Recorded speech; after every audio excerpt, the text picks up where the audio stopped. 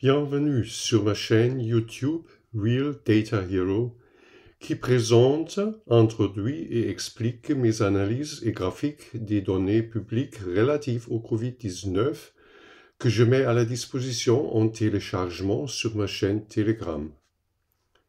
Cette vidéo est conçue comme une introduction à la mortalité, illustrée par les données suisses de l'Office fédéral de la statistique et de l'Office fédéral de la santé publique. La Suisse dispose justement d'un système exemplaire de traitement des données statistiques et les met à la disposition du public de manière nuancée. Au-delà de la vision locale suisse, cette vidéo et le document PDF qui l'accompagne dans mon groupe Telegram fournissent également des informations de base pour comprendre mes analyses. Cela fait déjà plusieurs mois que je traite ce vaste matériel de données suisses dans diverses analyses détaillées. J'aborderai également d'autres aspects dans des vidéos et analyses ultérieures.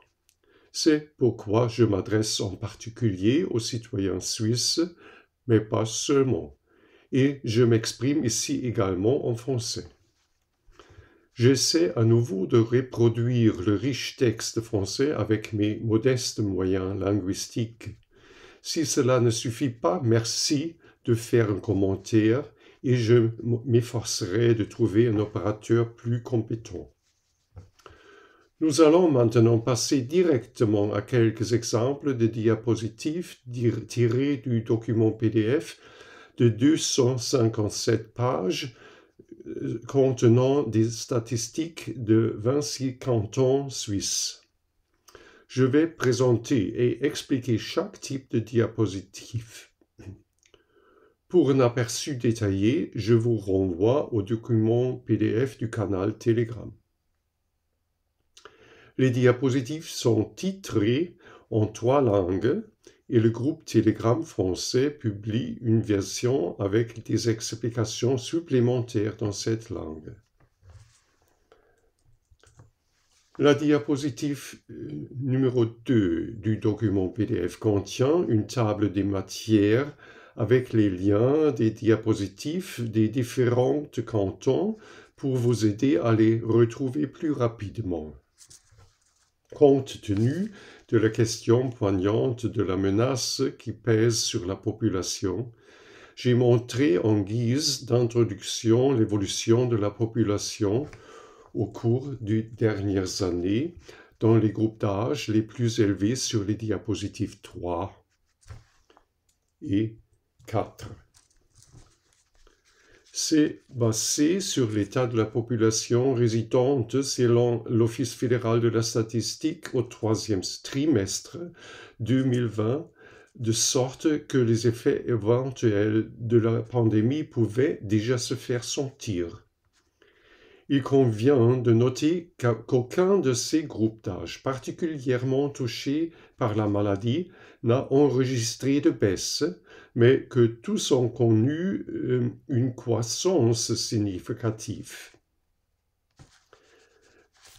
Le graphique du canton de Bâle-Ville, diapositive 5, à droite, du site web le plus visité, l'Office cantonal de la statistique, montre que le public est très demandeur de rapports compétents sur la mortalité. Ici, l'évolution des chiffres hebdomadaires de la mortalité est présentée dans la fourchette attendue. En bas à gauche de la diapositive, nous voyons les décès hebdomadaires dans l'ensemble de la Suisse, tels que présentés par l'Office fédéral de la statistique. La fourchette attendue est beaucoup plus étroite, et les phases de surmortalité ressortent clairement, mais entre les vagues, les décès semblent également se situer bien en dessous de la fourchette attendue dans la zone de sous-mortalité. Si l'on examine également les communiqués de presse, on trouve des estimations très différentes, comme la référence de 8200 morts de plus que l'année précédente du Tagesanzeiger suisse, alors que le Handelszeitung, avec un bilan de 60 174 morts, déclare que cela se situe dans la fourchette des dernières années. Mon analyse vise à apporter un peu de lumière dans cette jungle d'estimation. Dans toute évaluation statistique, il existe le risque que le classement statistique des décès dans un contexte global, sous une forme sous laquelle cela n'a jamais été présenté au public auparavant, soit perçu comme un calcul pur et rejeté en raison de l'aspect hautement émotionnel du sujet. Mais sans réflexion rationnelle et sans classification dans un contexte global, on risque de tirer les conclusions erronées et d'agir de manière irréfléchie sous l'emprise de la panique. Pour éviter cela, il faut généralement agir de manière réfléchie et pondérée dans les situations dangereuses. C'est pourquoi je souhaite vous proposer une évaluation différenciée pour inviter à l'examiner d'un œil critique et à vous pencher en détail sur des caractéristiques particulières. L'Office fédéral de la statistique signale sur son site internet et dans ses rapports avec le graphique de la diapositive 6 de très forts changements dans la répartition par âge des personnes décédées, de sorte que ce lien doit être examiné plus avant. La diapositive 7 montre d'abord la répartition par âge des personnes décédées avec un test PCR positif en Suisse. Il apparaît clairement que les groupes d'âge jusqu'à 50 ans ne sont pratiquement pas touchés par la mortalité. L'âge médian de 87 ans pour les femmes et 84 ans pour les hommes est supérieur à l'espérance de vie moyenne. La diapositive 8 replace les taux de mortalité des groupes d'âge dans le contexte des années précédentes et convertit les chiffres de chaque groupe pour 100 000 habitants. Seul le groupe des plus de 80 ans présente un pic vraiment supérieur au maximum précédent à partir de 2015. Les groupes d'âge inférieurs jusqu'à 64 ans présentent des valeurs inférieures presque partout.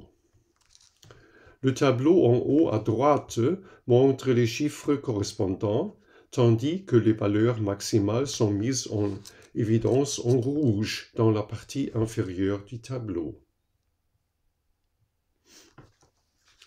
La diapositive 9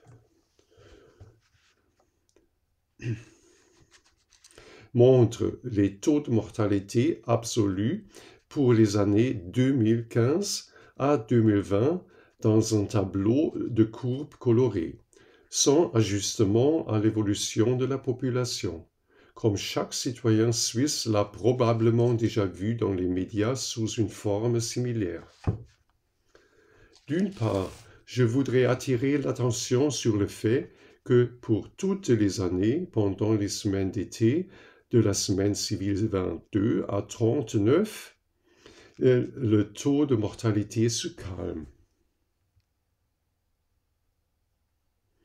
Une augmentation notable avec de grandes poussées à hausse est observée au cours de chacun des mois d'hiver et de printemps, les deux vagues attribuées au Covid-19 se situant respectivement un peu après et avant cette période. Le nombre de décès est exprimé par l'aire sous la courbe, de sorte que non seulement la hauteur de la déviation, mais aussi la largeur sont importants.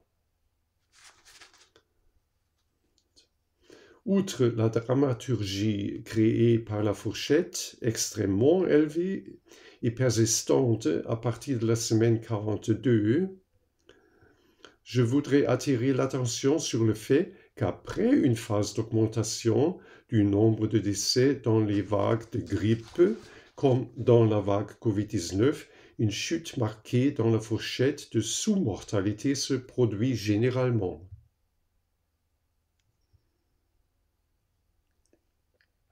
Ainsi, il n'est pas correct de déterminer la surmortalité de manière sélective lors des pics de mortalité pendant de courtes périodes, mais il est également important de considérer l'ampleur d'une certaine compensation ultérieure par sous-mortalité. Afin de mieux distinguer les courbes 2020 des années précédentes, les minima et maxima des années précédentes sont mis en couleur dans le fond de la diapositive 10. La courbe rouge montre les taux de décès hebdomadaires absolus. Pour mieux estimer la proportion de décès dus au Covid-19, indiquée en violet, la courbe orange soustrait les décès dus au Covid-19. Cela signifie que dans les zones où la courbe orange est supérieure de la zone verte, d'autres causes de décès ont provoqué une augmentation de l'incidence des décès en plus du Covid-19. Afin de mieux classer les chiffres absolus, il faut tenir compte de l'évolution de la population suisse, telle qu'illustrée sur la diapositive 11, avec l'évolution globale dans le temps, mais aussi l'évolution en pourcentage de chaque groupe d'âge de 10 ans. Avec des changements comparativement faibles dans les groupes d'âge les plus jeunes, jusqu'à 49 ans, on observe une nette augmentation dans les groupes d'âge plus élevés. Comme le taux de mortalité normal se situe dans les groupes d'âge plus élevés, ce qui était également le cas pour le Covid-19, on peut s'attendre à deux taux de mortalité plus élevés suite à ces changements. Les diapositives 12 et 13 renvoient d'un document de l'Organisation mondiale de la santé qui demande un ajustement des taux de mortalité en fonction de l'âge en se convertissant à une population standard et qui indique explicitement qu'autrement les taux de mortalité ne peuvent être comparés. Je ne vais que l'esquisser ici, une réflexion détaillée est possible avec le document PDF lié à cette vidéo dans mon groupe Telegram. La diapositive 14 présente cet ajustement des taux de mortalité en fonction de l'âge comme l'exige l'OMS. Le tiers supérieur du tableau en 3 parties contient les taux de mortalité pour chaque groupe d'âge de 2010 à 2020 sur la base des données de l'Office fédéral de la statistique et d'Eurostat qui lui-même obtient ces données de l'OFS.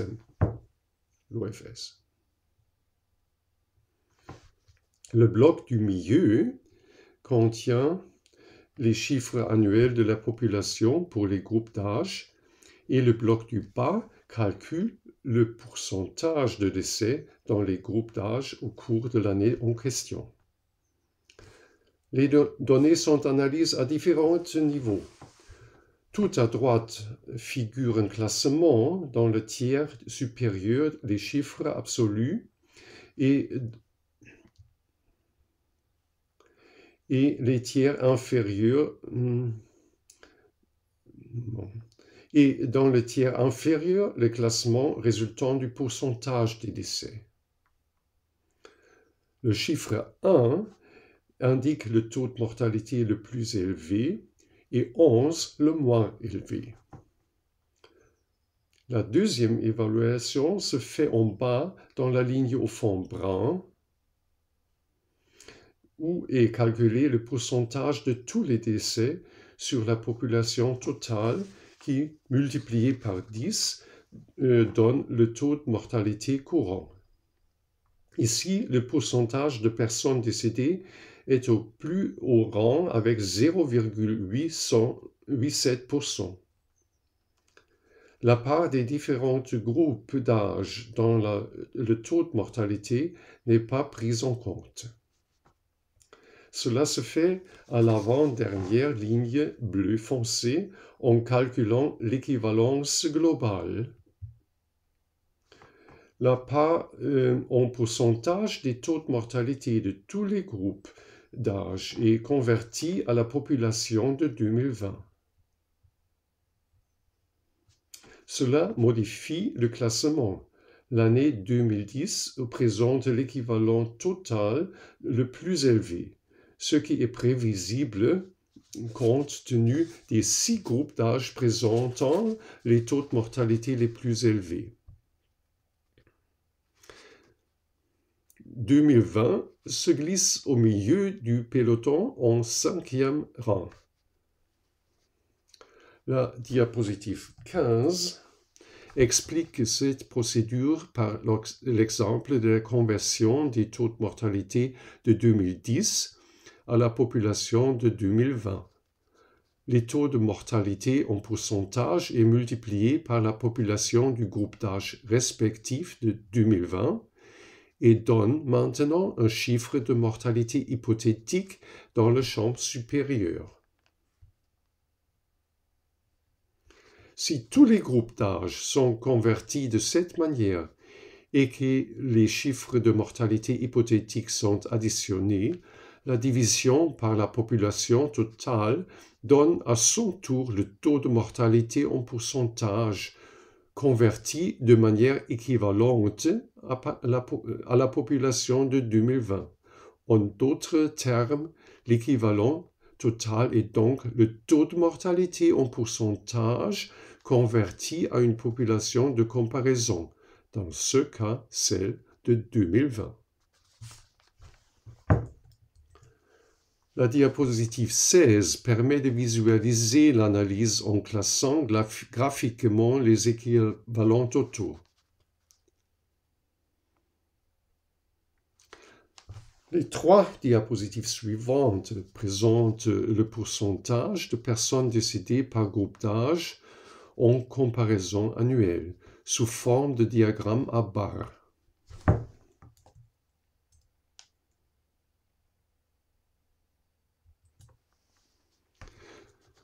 Pour tous ceux qui désirent une réponse claire à la question « surmortalité oui ou non », je fais une nouvelle démonstration détaillée dans la diapositive 20 pour convertir l'ajustement de l'âge en chiffres concrets selon la directive de l'OMS. À cette fin, l'approche inverse est adoptée.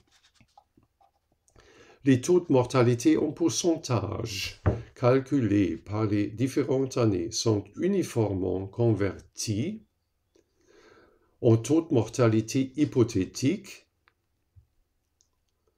en les multipliant par les chiffres de la population 2020.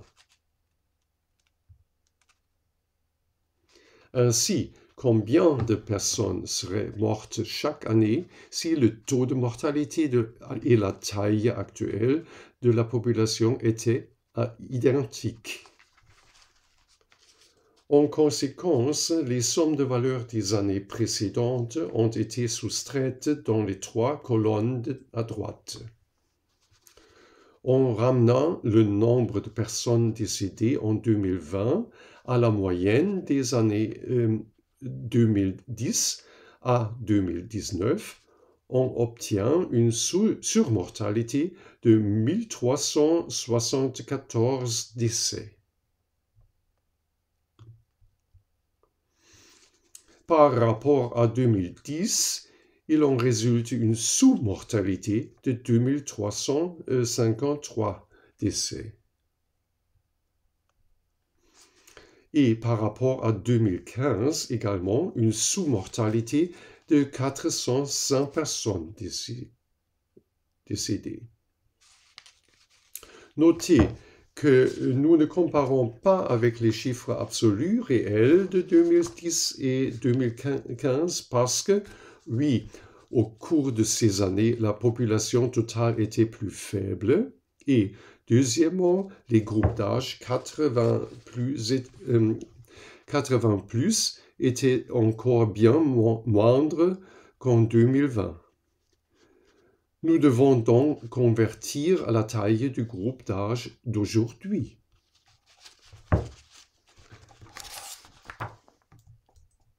La diapositive 21 examine l'évolution des taux de mortalité hebdomadaire jusqu'à la semaine civile 14 de cette année.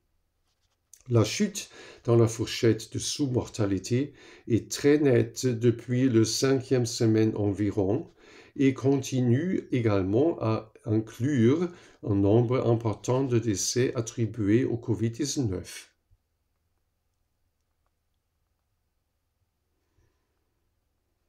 Le tableau de la diapositive 22 montre dans quelle mesure les semaines actuelles à partir de la 5e semaine présentent pratiquement toujours des valeurs minimales au cours des 7 dernières années, même si des rapports ultérieurs peuvent encore entraîner un changement à ce niveau. Je voudrais vous présenter un bref aperçu des diapositives suivantes pour le canton de Vaud. Car tous les cantons suisses sont ensuite analysés de cette manière dans le document PDF. La diapositive 23 offre au lecteur intéressé un aperçu des données statistiques clés du canton respectif qui devrait présenter un intérêt dans le contexte de l'occurrence de décès. Par exemple, la densité de la population peut avoir une influence sur la probabilité de transmission des maladies infectieuses. D'autres corrélations possibles devraient être examinées plus avant et discutées, par exemple, dans le groupe de discussion Telegram. J'ai déjà décrit en détail la structure de la diapositive 24 en utilisant l'exemple de la courbe suisse. Il en va de même pour la diapositive 25 et 26, qui présentent une vue d'ensemble de l'évolution de la population et de la structure par âge, et pour la diapositive 27, qui présente le calcul de l'équivalent total ajusté pour l'âge sous forme de tableau. Ici, le résultat montre un pic global pour 2020 et des pics dans la comparaison sur 11 ans observés dans les 3 groupes d'âge les plus élevés. Dans ce cas, il faut également s'interroger sur les corrélations avec les mesures prises qui avaient et ont pour objectif principal déclaré la protection des personnes âgées. Les équivalents totaux dans la comparaison de la diapositive 28 montrent ensuite que la valeur maximale en 2020 n'est supérieure que d'1 centième de point de pourcentage à l'équivalent total de 2010. La diapositive 29 résume tous les pourcentages minimaux et maximaux des années précédentes dans les différents groupes d'âge et marque le taux de 2020 d'une ligne rouge, de sorte que l'on peut voir immédiatement si les minima et les maxima des années précédentes ont été dépassés, si l'on est resté en deçà, ou si le taux de mortalité se situe dans la fourchette des années précédentes. La diapositive 30 donne un aperçu de l'évolution actuelle pour le canton de Vaud. On constate que les chiffres de décès déclarés diminuent depuis la deuxième semaine civile de 2021.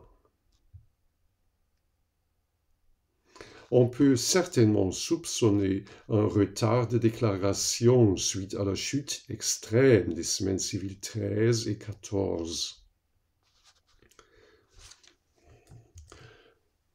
Le tableau final des taux de mortalité hebdomadaire en 2020 et un rapport aux années précédentes indique les valeurs inférieures en vert ou supérieures en rouge à la moyenne de l'année précédente, ainsi que le rang de la mortalité actuelle par rapport à la moyenne de l'année précédente. Dans le canton de Vaud, le taux de mortalité actuel depuis janvier de cette année se situe au 7e rang le plus bas, alors qu'il était au 1er rang l'an dernier. Ces taux de mortalité, qui sont actuellement les plus bas par rapport à l'année précédente, donneront lieu une fois de plus à diverses interprétations, qu'il s'agisse d'un éventuel impact des mesures, du masque obligatoire ou autre. À cette fin, examiner si ces changements significatifs ont été apportés aux mesures depuis la phase de surmortalité massive à la fin de 2020, avec un impact démontrable sur la mortalité globale. De nombreuses discussions personnelles avec des épidémiologistes, des médecins et des scientifiques renommés m'ont permis de constater que, d'un point de vue épidémiologique, une phase de surmortalité est toujours suivie d'une phase de sous-mortalité, car les personnes affaiblies qui se trouvent dans la dernière phase de leur vie sont déjà mortes, et la mortalité se calme. Par conséquent, l'évaluation globale n'est possible qu'en examinant les deux phases ensemble. Une fois que tous les cantons ont été traités de même manière, on retrouve le tableau de calcul bien connu à la toute fin du document sur la diapositive 257. En utilisant la méthode de l'équivalent total, on peut également comparer les cantons entre eux, malgré leur structure démographique différente. Dans cette compilation, j'ai comparé 11 cantons avec l'ensemble de la Suisse à titre d'exemple. Si l'on examine le pourcentage de mortalité des personnes en brun par rapport à la population totale, le Tessin présente clairement le taux de mortalité le plus élevé, soit 1,17%. Fribourg, qui avec 0,80% occupait à l'origine la première place, ex aequo avec Zurich, tombe même à la première place et donc à la pire place après conversion, car il présentait apparemment un taux de mortalité élevé dans les groupes de population beaucoup plus représentés dans l'ensemble de la Suisse. Que l'on me comprenne bien. Il ne s'agit pas de lancer une compétition entre les cantons pour le meilleur ou le pire classement, mais plutôt de considérer que tous les cantons sont proches les uns des autres et ont un taux de mortalité global inférieur à 1%. Dans une vidéo et en PDF ultérieur, j'analyserai les taux de mortalité européens en conséquence, mais en attendant la comparaison avec toute l'Europe, je peux déjà indiquer que la Suisse se trouve dans une des situations les plus favorables. Les travaux et la méthode de l'évaluation peuvent donner l'impulsion pour des recherches et des réflexions ultérieures. Lorsque l'on observe des phénomènes particuliers, les statistiques devraient en fait fournir des indications opportunes afin de mettre fin au développement problématique. L'objectif ne peut jamais être de paniquer la population dans son ensemble, mais doit néanmoins être de lui permettre de se faire une idée indépendante de la situation. Ici, je pense qu'il y a un besoin évident de repenser et de réorienter. À ceux qui m'ont suivi jusqu'ici, mes sincères remerciements. Cette vidéo est clairement plus qu'une brève introduction. Une de mes préoccupations particulières est de présenter la méthode et le soin de mon approche de manière différenciée et de stimuler ainsi la recherche et la réflexion. À cette fin, bien sûr, le document PDF appartenant à la vidéo que le fournir à nouveau dans mon groupe Telegram est utile. Vous trouverez le lien sous cette vidéo où se présente aussi la possibilité de discuter des données dans un groupe de discussion séparé. Si vous aimez cette vidéo et mon travail, donnez un like, abonnez-vous à ma chaîne et rejoignez le groupe Telegram Real Hero pour recevoir les futures mises à jour et vidéos. Vous y trouverez également de nombreuses autres informations. Pour les téléspectateurs de Suisse, veuillez noter que d'autres vidéos sur les statistiques et les paramètres de l'OFSP suivront. Merci bien.